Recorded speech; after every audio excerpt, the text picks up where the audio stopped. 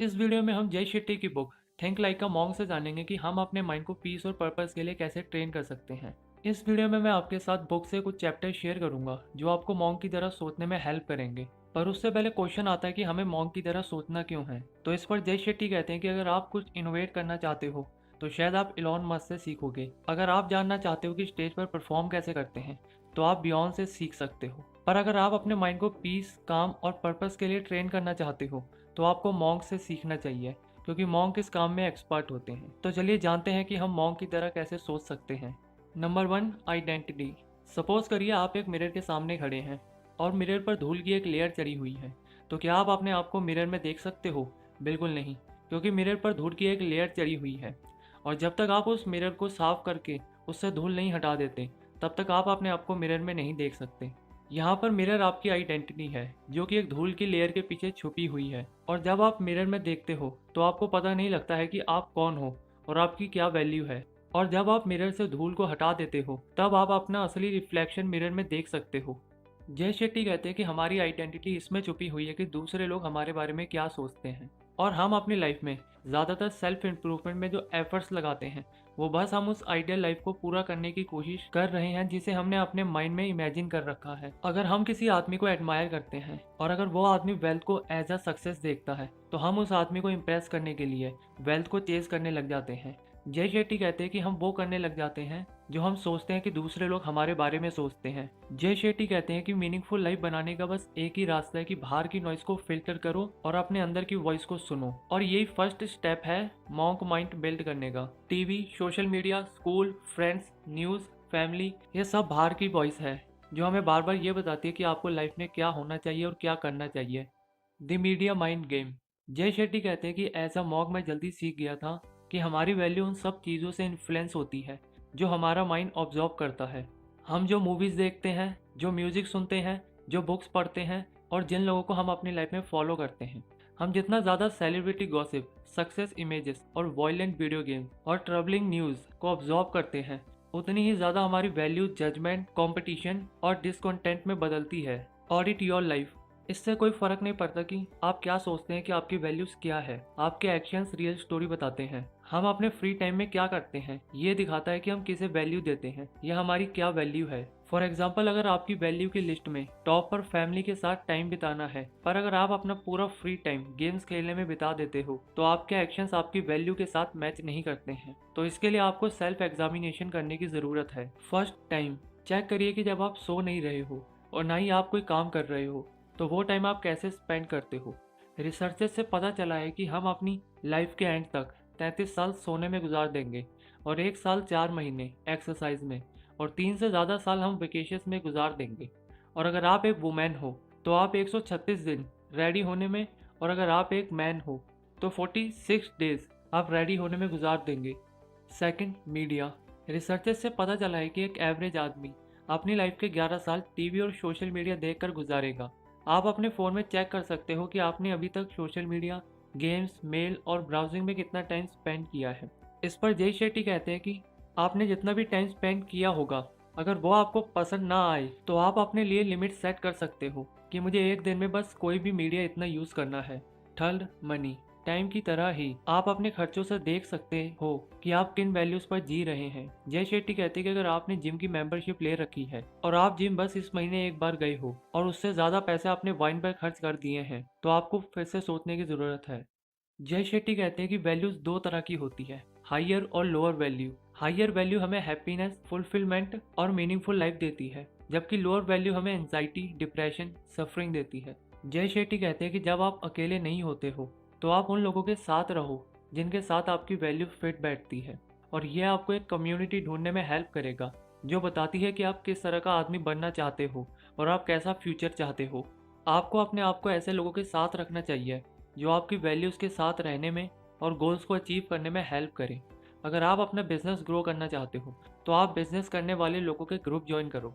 और अगर आपको समझ नहीं आता है कि दूसरे लोग मेरी वैल्यू के साथ फिट है या नहीं, तो अपने आप से एक क्वेश्चन करो कि जब मैं किसी भी पर्सन के साथ टाइम स्पेंड करता हूँ तो क्या मैं जैसा बनना चाहता हूँ उसके क्लोज जा रहा हूँ या उससे दूर। ऐसे लोगों के साथ रहना अच्छा होता है जो लोग हमारे लिए अच्छे हों और ऐसे लोगों के साथ रहना अच्छा नहीं होता जो हमें सपोर्ट नहीं करते और ना ही हमें बुरी हैबिट से बाहर निकालते हैं। एंड में जय शेट्टी कहते हैं कि जब आप अपने आप को स्पेस और स्टिलनेस देते हो तो आप धूल को हटा सकते हो और तभी आप दुनिया को अपनी आंखों से देख सकते हो, ना कि दूसरों की आंखों से। और जब आप अपनी वैल्यूज को आइडेंटिफाई कर लेते हो तो आप आराम से एक्सटर्नल इन्फ्लुएंस को फिल्टर कर सकते हो और अपनी अंदर की वॉइस को सुन सकते हो। Number 2, negativity. नेगेटिविटी हर जगह है। हम रोज छोटी छोटी खुशियों के बजाय पूरे दिन के पेन के बारे में बात करते रहते हैं। हम अपने आप को दूसरे लोगों से कंपेयर करते हैं। हम अपने पार्टनर्स की कंप्लेन करते हैं। हम अपने फ्रेंड के पीठ पीछे उनकी बातें करते हैं जो कभी भी हम अपने फ्रेंड से फेस टू फेस नहीं कहने वाले हैं। हम लोगों को सोशल मीडिया पर क्रिटिसाइज करते हैं। जय शेट्टी कहते हैं कि अगर हम अपने आप को गॉसिप, नेगेटिविटी और कन्फ्लिक्ट के साथ रखते हैं तो हम दुनिया को भी उस नज़र से देखना शुरू कर देते हैं। और हम जितना ज़्यादा अपने आप को नेगेटिविटी के साथ रखेंगे हम भी उतने ही नेगेटिव बनते जाते हैं। Types of negative people. Complainers. ऐसे लोग पूरे दिन कंप्लेन करते रहते हैं और कभी भी सोल्यूशन नहीं देखते हैं। कैजुअलिटीज़। ऐसे लोग सोचते हैं कि पूरा वर्ल्ड इनके अगेंस्ट है और अपनी प्रॉब्लम्स के लिए दूसरे लोगों को ब्लेम करते हैं। क्रिटिक्स। ऐसे लोग दूसरे लोगों के लिए अलग राय रखते हैं। कमांडर्स। ऐसे लोगों को अपनी लिमिट्स पता होती है पर दूसरों पर प्रेशर बनाते हैं। कॉम्पिटिटर्स। ऐसे लोग अपने आप को दूसरे लोगों से कंपेयर करते हैं और हमेशा आगे बढ़ने के लिए दूसरों को नीचा दिखाते हैं। कंट्रोलर्स। ऐसे लोग दूसरों को ऑर्डर देते हैं कि तुम्हें अपनी लाइफ और टाइम को ऐसे स्पेंड करना चाहिए। अब जब आपको पता लग गया है कि किस तरह के नेगेटिव लोग होते हैं तो अब मैं आपको बुक से 2 स्ट्रैटेजीज बताऊंगा जिससे आप नेगेटिव लोगों के साथ डील कर सकते हो। First, allocate time. जय शेट्टी कहते हैं कि लोगों को बर्दाश्त करने की हमारी एक लिमिट होती है। हो सकता है आप किसी पर्सन को 1 घंटा बर्दाश्त कर सकते हो और किसी को 1 दिन या 1 वीक के लिए, और हो सकता है कि कोई पर्सन ऐसा भी होगा जिसे आप 1 मिनट के लिए बर्दाश्त कर पाओ। तो नेगेटिविटी से बचने के लिए आपको डिसाइड करना होगा कि आपके लिए किस पर्सन के साथ कितना टाइम बिताना बेस्ट होगा। Second, the 25-75 principle. Jay Shetty कहते हैं कि मैं अपने आप को ऐसे लोगों के साथ रखने की कोशिश करता हूँ जो मुझसे लाइफ में बेटर हैं।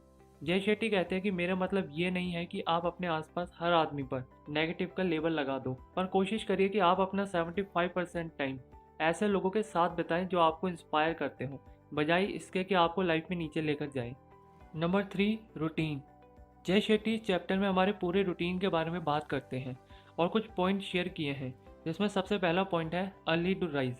जय शेट्टी कहते हैं कि हमें सुबह जल्दी उठना चाहिए क्योंकि जब हम सुबह लेट उठते हैं तो हम सब काम जल्दबाजी में करते हैं, और जब हम अपने दिन की शुरुआत हाई प्रेशर और हाई स्ट्रेस के साथ करते हैं तो हम अपनी बॉडी को प्रोग्राम कर रहे होते हैं कि हमारी बॉडी पूरे दिन इसी मोड में काम करे, फिर चाहे हम कोई भी काम कर रहे हो, जैसे मीटिंग्स या दूसरों से बात करना। सुबह जल्दी उठने से हमारा पूरा दिन प्रोडक्टिव रहता है। जय शेट्टी सक्सेसफुल लोगों का एग्जाम्पल देते हैं कि एप्पल कंपनी के CEO टिम कुक सुबह 4:45 और रिचर्ड ब्रैंसन 5:45 बजे उठते हैं। जय शेट्टी कहते हैं कि मैं आपको सुबह 4 बजे उठने के लिए नहीं कह रहा हूँ, बल्कि आप उससे 1 घंटा पहले उठें जितने बजे आप डेली उठते हो, ताकि आप मॉर्निंग में हर काम को एंजॉय कर सकें और उसे पूरे इंटेंशन के साथ कर सकें। दी इवनिंग रूटीन।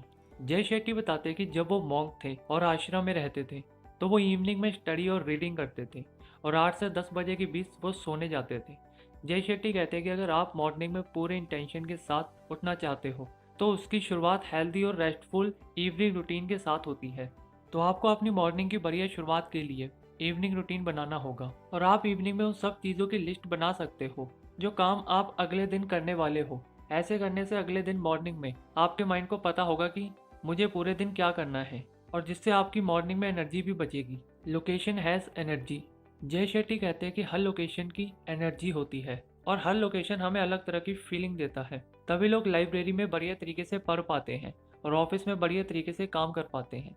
फॉर एग्जाम्पल, अगर हम स्कूल की क्लास में पढ़ने की बजाय अगर हम पार्क में पढ़ते हैं तो हम वो एनर्जी पार्क में फील नहीं कर सकते जो एनर्जी हमें स्कूल की क्लास में आएगी। इसीलिए जय शेट्टी कहते हैं कि हमें हर काम के लिए अलग लोकेशन बनानी चाहिए ताकि हमें हर काम के लिए वो एनर्जी मिल सके जो हमें काम को बढ़िया तरीके से करने में हेल्प करेगी। Time has memory. जब हम हर काम के लिए एक अलग लोकेशन बना लेते हैं तो हमें सही एनर्जी मिल पाती है, और यही सेम चीज़ टाइम के साथ होती है। जब हम कोई भी काम रोज एक ही टाइम पर करते हैं तो हमें उस काम को याद रखने में मदद मिलती है। फॉर एग्जाम्पल, जय शेट्टी बुक में बताते हैं कि जब वो मॉन्क थे तो वो डेली सेम टाइम पर सुबह 4 बजे उठते थे वो भी बिना किसी अलार्म के और बिना किसी के उठाए। जय शेट्टी सुबह अपने आप उठ पाते थे क्योंकि वो सेम काम सेम टाइम पर करते थे और इससे उनको याद रखने में मदद मिलती थी कि उन्हें कितने बजे उठना है। एंड में जय शेट्टी कहते हैं कि जब हम डेली सेम काम सेम टाइम पर और सेम जगह पर करते हैं तो लोकेशन की एनर्जी और टाइम की मेमोरी हमें प्रेजेंट मोमेंट में रहने में हेल्प करती है, जिससे हम काम को डीप फोकस और बिना डिस्ट्रैक्शन के कर पाते हैं। तो गाइस ये थे कुछ चैप्टर्स जो मैंने आपके साथ जय शेट्टी की book think like a monk में से शेयर किए हैं। अगर आप चाहते हैं कि मैं इस बुक से और चैप्टर्स पर भी वीडियो बनाऊं तो आप मुझे वीडियो को लाइक करके और कमेंट करके बता सकते हैं। और मैंने इस बुक का एफिलिएट लिंक डिस्क्रिप्शन में दिया है, अब वहां से इस बुक को बाय कर सकते हैं। और चैनल को सब्सक्राइब करिए ऐसी नई बुक समरी और सेल्फ इंप्रूवमेंट वीडियोस देखने के लिए। एंड अपनी लाइफ का कीमती समय निकालकर इस वीडियो को देखने के लिए धन्यवाद।